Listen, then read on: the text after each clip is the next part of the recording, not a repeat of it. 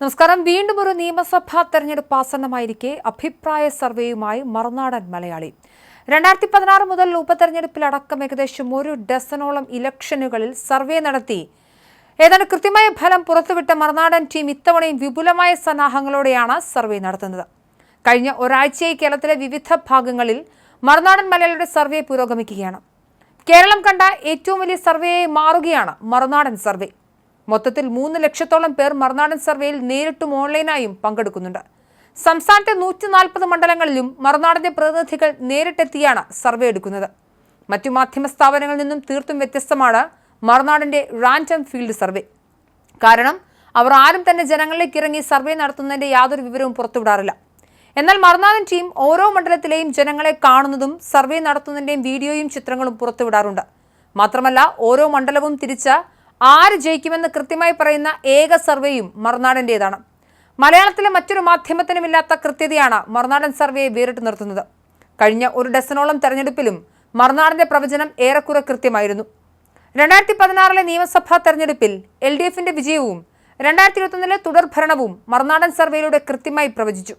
അതുപോലെ 2019 2024 ലോക്സഭാ ഇലക്ഷനിലെ UDFന്റെ കുതിപ്പും മറുനാടൻ സർവേകളിൽ വ്യക്തമായി പ്രതിഫലിച്ചിരുന്നു. പാല, തൃക്കാക്കര, പാലക്കാട്, നിലമ്പൂർ അടക്കമുള്ള നിരവധി ഉപതെരഞ്ഞെടുപ്പുകളിലും മറുനാടൻ സർവേ ഫലം അക്ഷരാർത്ഥത്തിൽ ശരിയായി. മറുനാടൻ സർവേ നടത്തുന്നത് ഇങ്ങനെയാണ്. വിദേശ മാധ്യമങ്ങളും ഇന്ത്യയിലെ പ്രമുഖ ദേശീയ മാധ്യമങ്ങളും അവലംബിക്കുന്ന അതേ രീതിയായ double blind random statistical method തന്നെയാണ് മറുനാടൻ ടീമും അവലംബിക്കുന്നത്. പ്രമുഖരായ തെരഞ്ഞെടുപ്പ് വിശകലന വിദഗ്ധരും ടീമിന്റെ ഭാഗമാകുന്നുണ്ട്. ഒരു പ്രത്യേക ലക്ഷ്യത്തിനല്ലാതെ റാൻഡമായി ആളുകൂടുന്ന സ്ഥലങ്ങളിലാണ് സർവേ നടത്തുന്നത്. ജാതി മതഭേദമന്യേ പ്രായ ലിംഗഭേദമില്ലാതെ ജനം ഇടപെടുന്ന ഇത്തരം സ്ഥലങ്ങളിൽ നിന്നും ഉയരുന്ന അഭിപ്രായ പ്രകടനം ഒരു സമൂഹത്തിന്റെ പരിച്ഛേദമാകും. ബസ് സ്റ്റാൻഡുകളിലും റെയിൽവേ സ്റ്റേഷനിലും ചന്തകളിലും പാർക്കുകളിലും ബീച്ചിലും നഗരചതുരങ്ങളിലും ഷോപ്പിംഗ് മാളിലും ഒക്കെയായി വിവിധ വിഭാഗത്തിൽപ്പെടുന്ന ജനങ്ങളെ നേരിട്ട് കണ്ടാണ് സർവേ പൂർത്തീകരിച്ചത്. സ്ത്രീകളുടെയും വയോധികരുടെയും അഭിപ്രായം അറിയാൻ വീടുകളിൽ നേരിട്ട് ചെന്നും സർവേ നടത്തിയിട്ടുണ്ട്. യുവതലമുറയുടെ അഭിപ്രായം അറിയാൻ കോളേജുകളിലും പ്രത്യേകം സർവേ നടന്നു. ഏറ്റവും പ്രധാനം ഇതൊരു സ്വതന്ത്രമായ അഭിപ്രായ സർവേയാണ് എന്നതാണ്. മറുനാടൻ മലയാളിയുടെ രാഷ്ട്രീയ നിലപാടുമായി ഈ സർവേക്ക് യാതൊരു ബന്ധവുമില്ല. മാത്രമല്ല ഏത് സർവേകളും പ്രതിഫലിക്കുന്നത് ആ സമയത്ത് ഇലക്ഷൻ നടന്നാലുള്ള രാഷ്ട്രീയ കാലാവസ്ഥയാണ്. ഇത് വളരെ പെട്ടെന്ന് മാറിമറിയാം. അഭിപ്രായ സർവേകളിൽ 10% വരെ മനുഷ്യ സഹജമായ തെറ്റുകളും വരാം.